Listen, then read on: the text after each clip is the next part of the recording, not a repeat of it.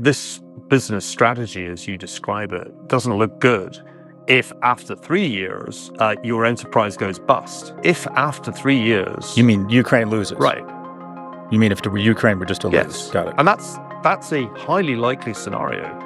It's not a surprise that the United States embarks on a war and then after 2 years finds that domestic support for it ebbs away. That's not new.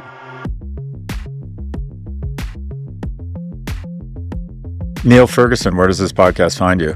I cannot disclose my location for reasons of national security, but I'll say New England. New England. Wow, very mysterious. So first off, let's bust right into it. Starting with something topical, the Wall Street Journal reporter Evan Gershkovich has been freed as part of what the White House National Security Advisor described as a historic exchange, something not seen since the Cold War. Neil, what do you make of this? Well, I've been saying for the last 6 years that we're in Cold War II, and there you go. It's a very Cold War thing to do prisoner exchanges with the other side.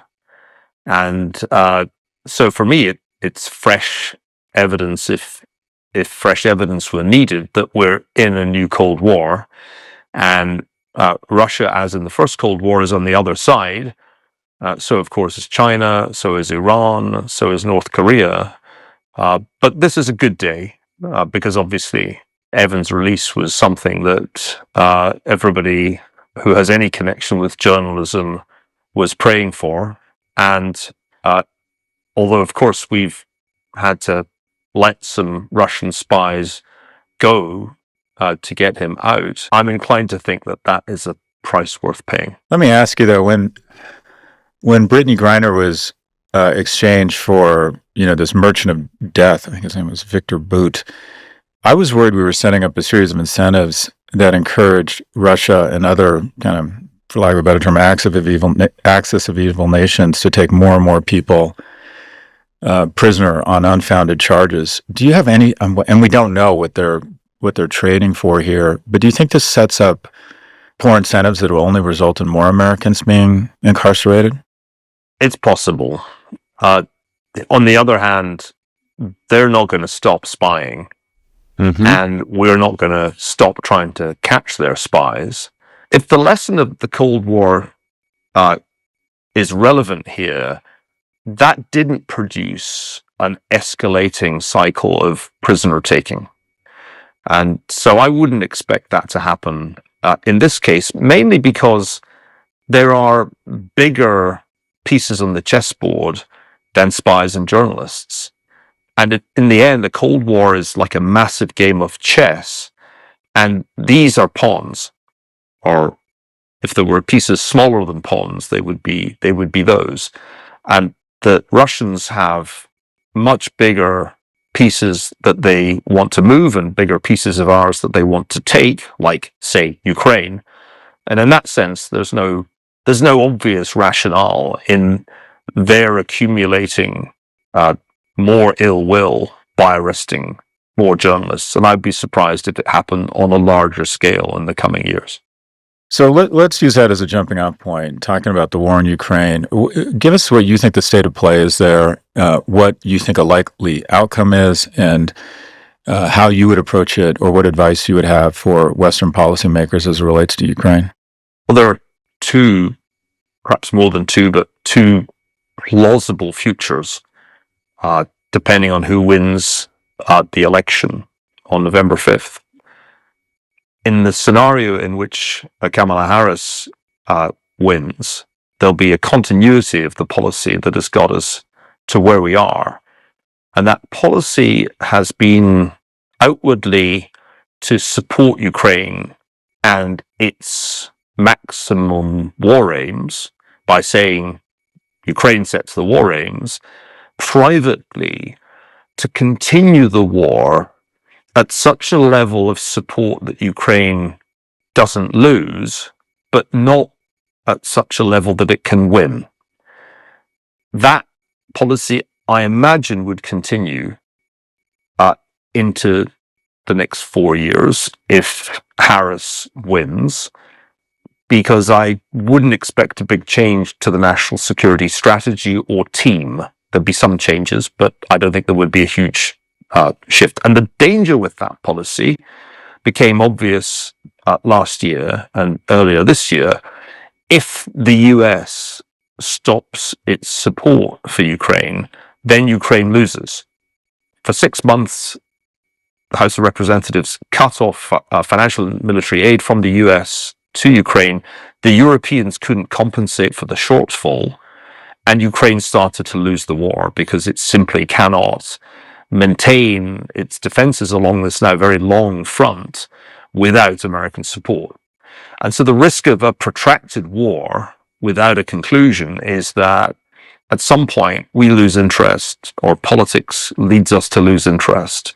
And then I think Ukraine loses the war. I was always against prolonging the war. I said in late 2022, when it was going well for Ukraine, that it would have been ideal to lock in some kind of peace negotiation then, when Ukraine's fortunes were at their height. Because if it dragged on, the sheer superiority of Russian resources would be bound to tell.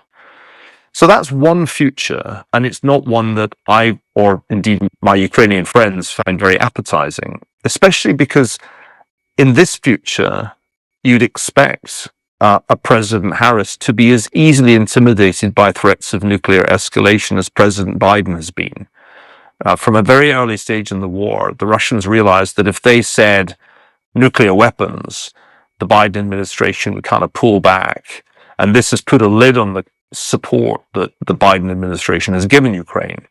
It's, I think, the best explanation for why support has been enough not to lose, but not enough to win. So now let's imagine scenario 2, in which Donald Trump is reelected after a 4-year intermission. What would that be like? Many people wrongly assume that Trump would just throw President Zelensky of Ukraine, under the nearest available bus and do a deal with Vladimir Putin, the Russian president, that would be hugely favorable for Russia. That is not, I think, what would happen.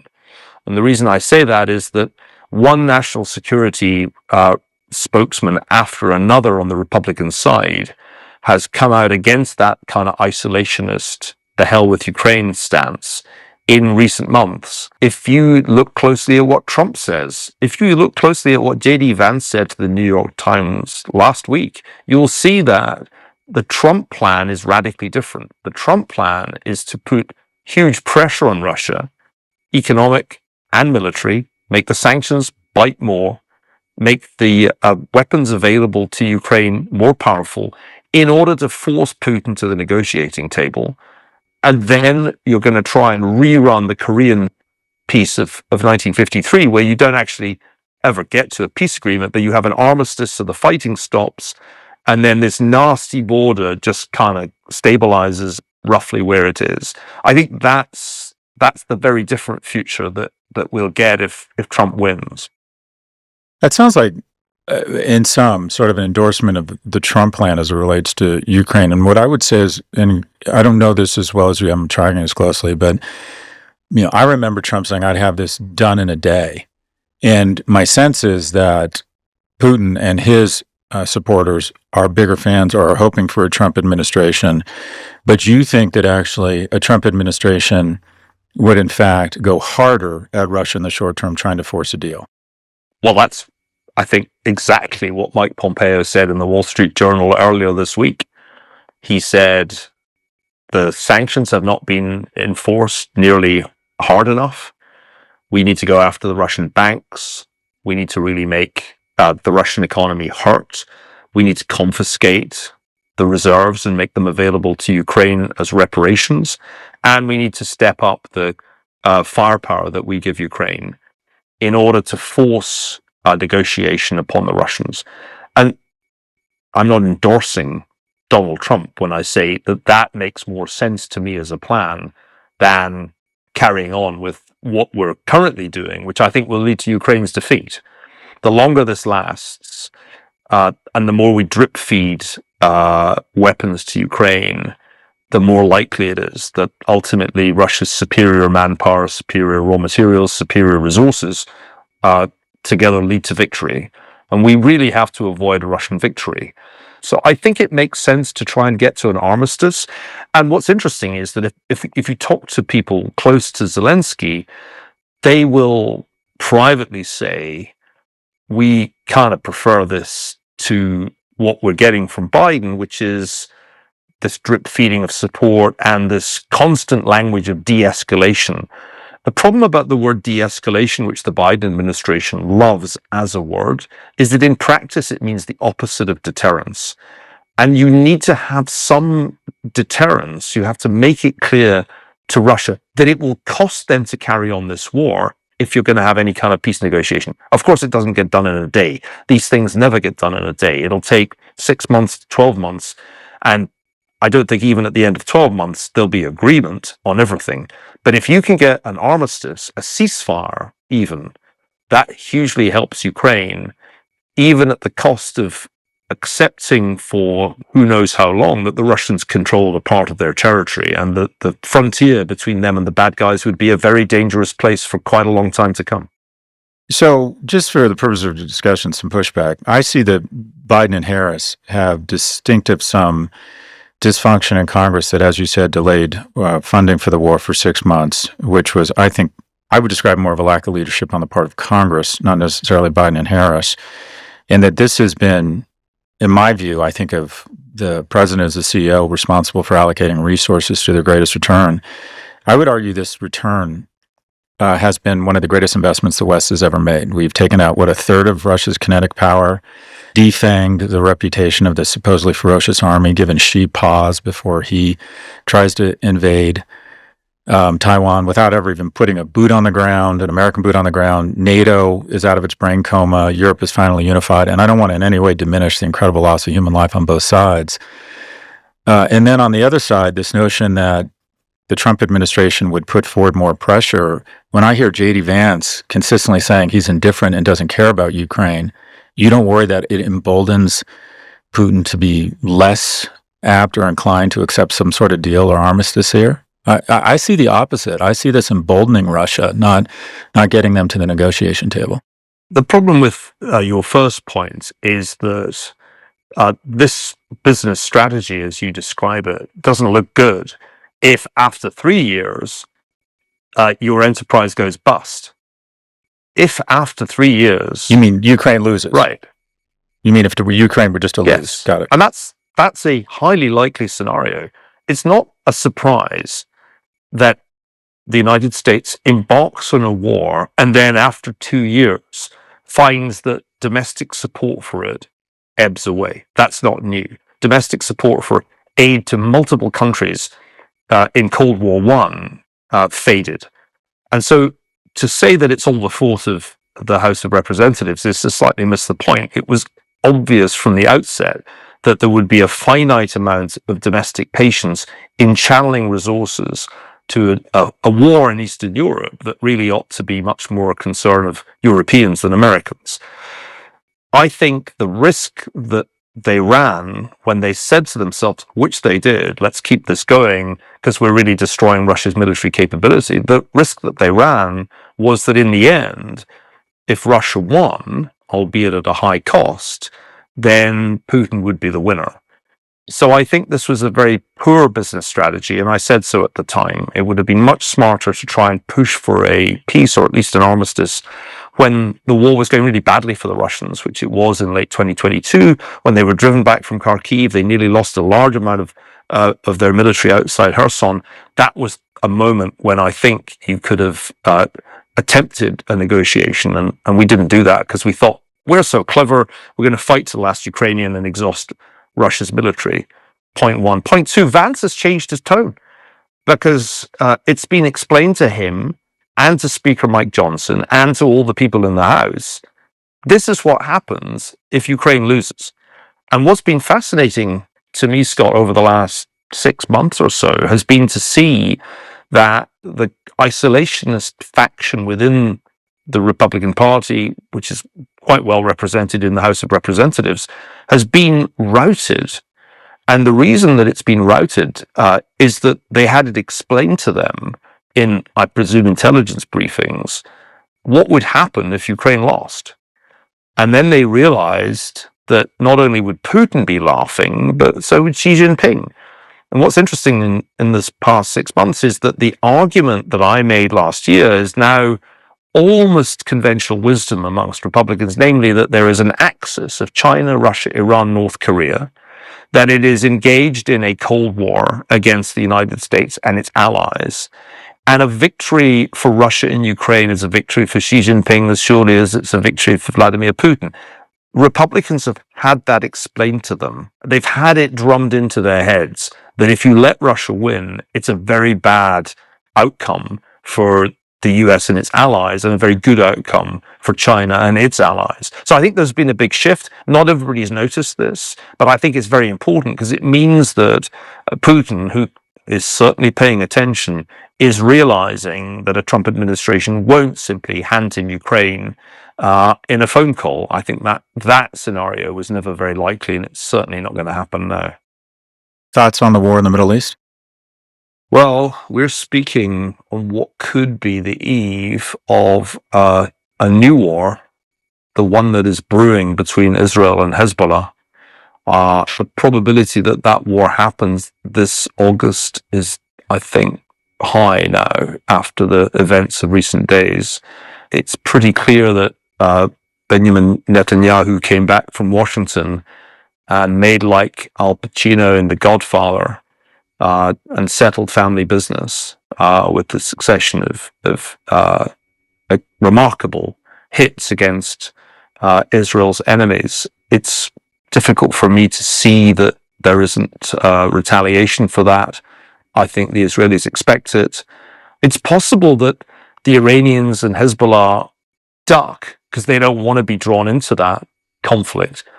On the other hand, they may realize that there's some non-trivial probability that Donald Trump gets re-elected, in which case their situation is going to be much worse next year because Trump will ramp up the pressure on Iran in a way that Biden has not. So I'm afraid we're probably on the eve of a war that will make the war against Hamas look quite small because Hezbollah is much, much better armed than Hamas. It has a formidable arsenal of weapons and missiles. And if this war does break out, as I think it is increasingly likely, it's going to be a bloody war for both sides. And Israel will certainly suffer more casualties than it has in the war in Gaza. It appears that the calculation is that Israel's decided they're ready, that they're up for that fight. Your thoughts? It's been a debate within the government since October the 7th. I was in Israel in the spring and met with members of the government, as well as with their opponents and the critics of Mr. Netanyahu. And what struck me was that although the political divisions remain very deep in Israel and hostility to Bibi is something that is very widespread, nevertheless, October the 7th changed something in Israel and created a new unity, not a political unity, but a unity of purpose. The sense that a second Holocaust was premeditated, was being planned by the likes of Hamas, has greatly changed the atmosphere in the country.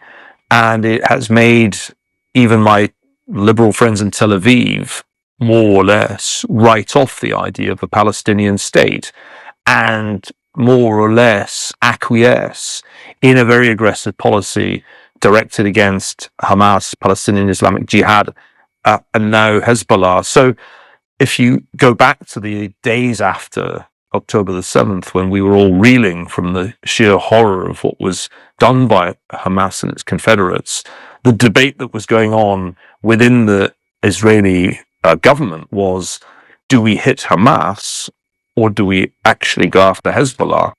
And Defense Minister Gallant and other military advisors said we should go after Hezbollah because it's the stronger of our enemies.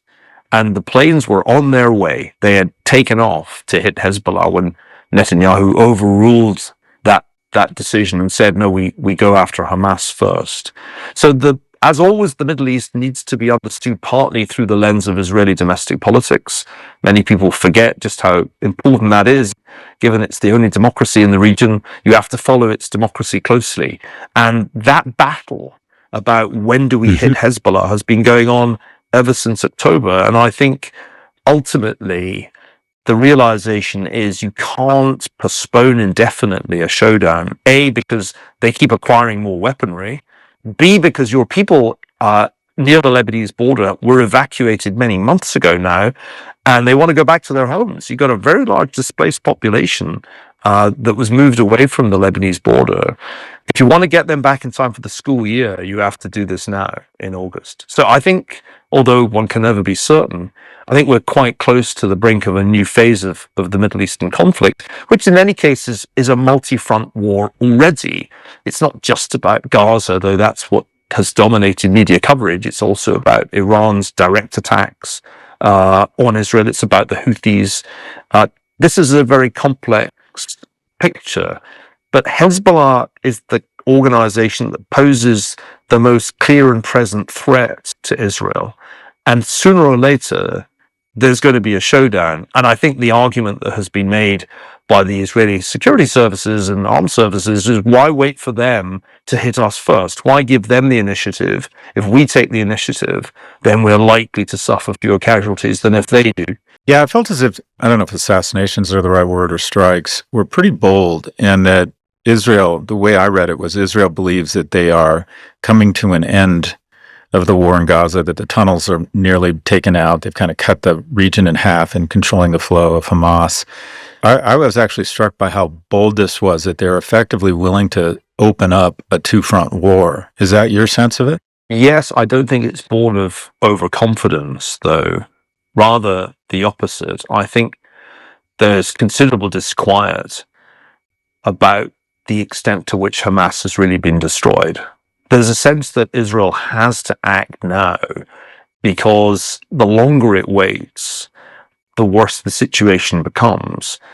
So I think this decision to force the issue with Iran and with Hezbollah has been taken because they realize that they're getting nowhere with ceasefire negotiations, with the hostage negotiations, because there's no good faith on the side of Hamas.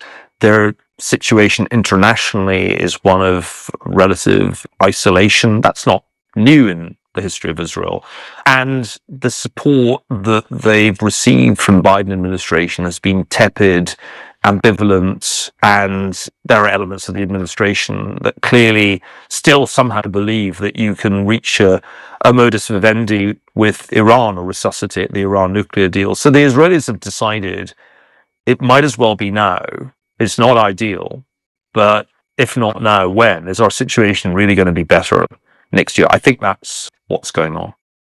You think it's fair to call the Biden support of Israel or involvement of Israel as tepid? My understanding is it'd be difficult to point to any country in the world, in my view, that has provided more steadfast support than the U.S., immediately deploying carrier strike forces, coordinating around intelligence, coordinating around defense systems for the missile attack from Iran. You really think it's fair to call the support from the U.S. tepid?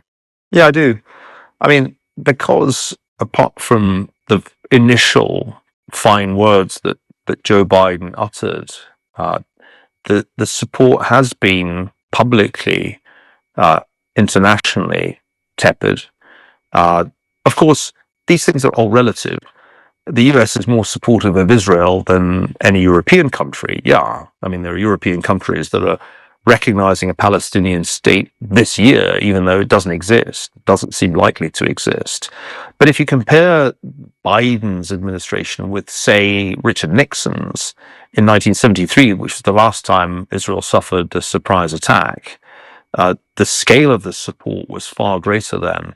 US support for Israel is much less important economically than it was 50 years ago. Much, much smaller share of Israeli GDP, because the Israeli economy is actually a much bigger and more innovative economy. So one mustn't make the mistake of thinking that the US is absolutely crucial to Israel. It's much less crucial than it was from a military as well as an economic standpoint. But it's not indispensable. And so, for example, the big problem that doesn't get talked about nearly enough is that Iran is now very close to having a nuclear capability.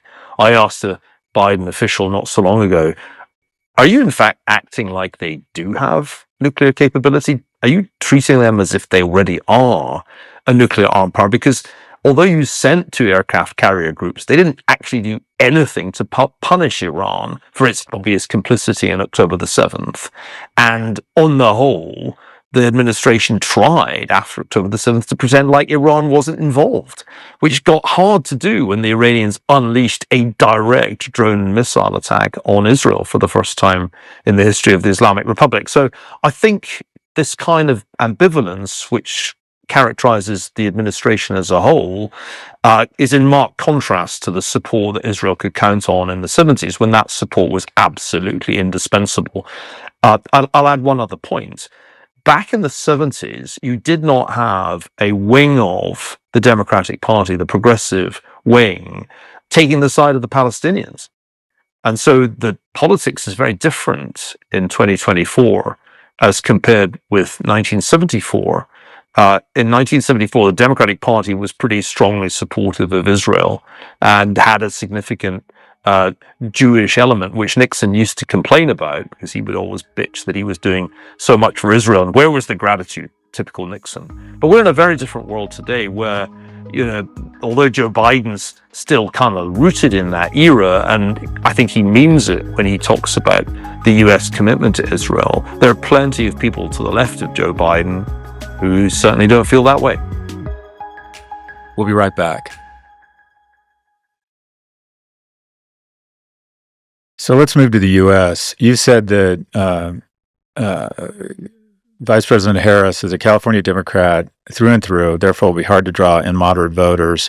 And also you've described the Republicans remain the captives of the personality called the MAGA movement, and the Democrats remain the captives of the Donorcrats, the wealthy friends of the Clintons and the Obamas. Give us what you think the state of play is in the election, and who do you think is likely to prevail in November? Well, anybody who tells you they know the answer to that question in August of an election year, I think is having you on. It's once again close to a coin toss. We've gone back to where we were on the eve of the debate that blew Joe Biden's hopes of re-election up. And the polls are going to be noisy probably for the next few weeks, because not only do you have the bounce that comes with the novel nominee, but you have the probable bounce that comes with the convention. So my sense is that when all of this bouncing is over and we get to Labor Day, there will be some return to where we were in June, with Trump slightly ahead, but with some polls putting Harris ahead and within the margin of error. And then you'll look at the states that are in play and you'll say, well, it's still pretty close in Pennsylvania and Wisconsin and Michigan, and maybe there are some other states that have changed a bit since Harris became the nominee, but it's close. And that's not surprising, because if you set aside the personalities of the candidates, which media pay more attention to than is warranted, American politics is really run by two machines, Republican and Democratic Party machines. And these machines are very good at delivering most states and most counties within most states to one or other party, leaving very little contested ground. And the contested ground is contested partly because it just has demographic peculiarities, and partly because there are independent voters who are up for grabs, who vote one way in one election and another way in another. So when you kind of take a step back and look at American politics, two things are really striking. One, it's a two-party system still, and there aren't any others like that. Everywhere else, including in the English-speaking world, where they used to have two-party systems, like the UK, doesn't have a two-party system anymore. But the US has institutionalized duopoly, and it's extraordinarily difficult to get into that, to break that duopoly, even although about a third of the electorate say they're independents and would rather that they had another option. Second really striking thing is that one party has retained elite control, Democrats. That's why I use the term Donorcrats, because the wealthy elites currently in the Hamptons or in Aspen, that elite still controls the party. They determined that Biden was no longer viable, and they agreed that it would be Harris and that they wouldn't have a contested or open convention. All of this was done with phone calls and texts between, perhaps a dozen people who made the decision. The difference with the Republican Party is that their equivalents, the wealthy Republican donors, no longer control the party. Those people would have far rather Ron DeSantis was the nominee. And when that didn't work out, they would far rather have had Nikki Haley. But they failed because a MAGA movement that is in part a personality cult around Donald Trump now controls the Republican Party. And that's what makes this election close, because if you had a better organized, better disciplined Republican machine and a more conventional candidate, you would absolutely clean up in this election. The Democrats are very vulnerable on key issues. They had an inflation mistake that was predictable and people haven't forgiven them. They have an immigration problem on their hands because of the southern border. Those two issues alone should ensure that the next president's a Republican. But because the Republican Party is no longer under the control of its elite, it's capable of making tremendous self-harming mistakes. And that may give Kamala Harris a chance to be president of the United States. So just on the inflation issue, I would argue it's unfair to lay it at the feet of Biden. My sense of inflation is too many dollars facing too few products. And with the amount of stimulus presented in both the Trump and Biden administration, where 85% of it was saved and it just went into the market, which sent prices skyrocketing and had more money chasing too few products. And ultimately, I would argue the culprit of inflation is Putin, who interrupted the supply chain. Don't you think both Trump and Biden share equal blame, along with Putin, for inflation? I just think it's unfair to say that Biden had a misstep around inflation that's any greater than the misstep around Trump. Your thoughts? Scott, I seem to remember that your family hails, as mine does, from the east end of Glasgow, and I don't remember anybody in Sheffield. Sandy Hills. Nobody in Sandy Hills ever said life was fair. In fact, it was a recurrent refrain of my childhood. Life isn't fair. Get used to it. No, of course, politics is not fair, and the voters are deeply unfair to Joe Biden when it comes to the performance of the economy, which practically any president of the last 100 years would have seized with both hands if it had been offered. Here's the deal. You get full employment, you get surging growth, you get investment in manufacturing structures. Markets touching all-time highs. And the stock market's roaring, and inflation has a 9% high in the midterm year, and then it falls back towards 2%. The presidents going all the way back 100 years would have taken the data that this president has presided over with relish. And yet the voters bitch about the economy to every pollster who calls them up. And why is that? So there are two theories, as you know, Scott. Theory one is they just don't forgive 9% because they got really used to low single-digit inflation, and high single-digit inflation has made them mad. And they like the price level. They don't care about core CPI or core PCE. They just like, hey, it's still expensive compared with what it was. That's explanation number one. I have a lot of sympathy with that explanation because it tracks with my observation of how ordinary people think about the economy. But then there's the Larry Summers point, which you probably know, which is, well, actually, higher rates might not hurt you through your mortgage if you have a 30-year mortgage, but it hurts you through a whole bunch of other things, a whole bunch of other debts you have. So you take your pick. My basic view of this is that the Democrats were dreaming last year when they said they were going to run on Bidenomics, because the voters hate Bidenomics, and it's unfair. I will add, the fair part is that the inflation overshoot in the US was a direct consequence of fiscal overkill in 2021 that was the result of hubris in the Biden administration. They did not need to throw so much money at the economy when the vaccine said 90% plus efficacy. And I said that at the time. Summers also said it, that this was an avoidable policy error. They did not need to juice the economy as aggressively as they did. Most of the inflation in Europe was Putin's fault. It was basically a supply shock. About half or more the inflation in the US was a demand effect, which I think came from keeping the stimulus going too long after the pandemic was beginning to dissipate. And then finally, as we wrap up here, both of us have spent time in different directions and different tenures in different parts of our life, but in the UK and the US. I would argue those are the two nations you know the best. They're the two nations I know the best.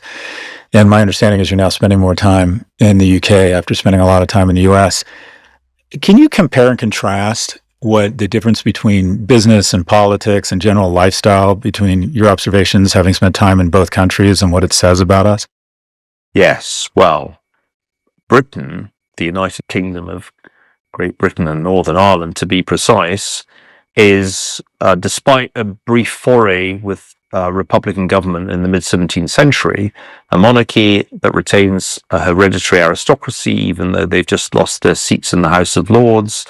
It is a society still bound to a striking extent by tradition. And I noticed this having returned to spend more time in the UK for family reasons, because I've spent most of the last 20 years in this revolutionary republic, the United States of America, which still has the character of a revolutionary republic when you view it through British eyes. The way in which this election is being conducted, the vituperation, the threat of violence, the sheer nastiness, is very reminiscent of the American politics Charles Dickens encountered when he visited early in the 19th century and was appalled. British politics is still a game of cricket between people who went to Oxford. And you saw that very clearly when Rishi Sunak was roundly defeated by Sir Keir Starmer on July 4th. The handshakes, the jokes, the I say old chap, jolly good show, bad luck old boy. I mean, all of that is exactly the way in which British politicians have conducted themselves over 200 years. And so there's a sense in which that continuity limits the range of outcomes in British politics. Even after a period of turmoil that Brexit created, that period of turmoil was like periods of turmoil in the 19th century over the Corn Laws, over protectionism, turmoil over the Irish question. Although we have periods of turmoil and we've had years of multiple prime ministers before, the system remains stable around, particularly around Oxford University, because there seems to be one rule of British politics, and that is that the prime minister has to have been to Oxford. There are very, very few exceptions to that rule. Having said all that, we would be deluding ourselves if we didn't recognize some similarities and points of convergence. I don't think Taylor Swift is a smaller deal in the UK than in the US. I don't think AI is a smaller deal. That's what unites us, Taylor. I was the first.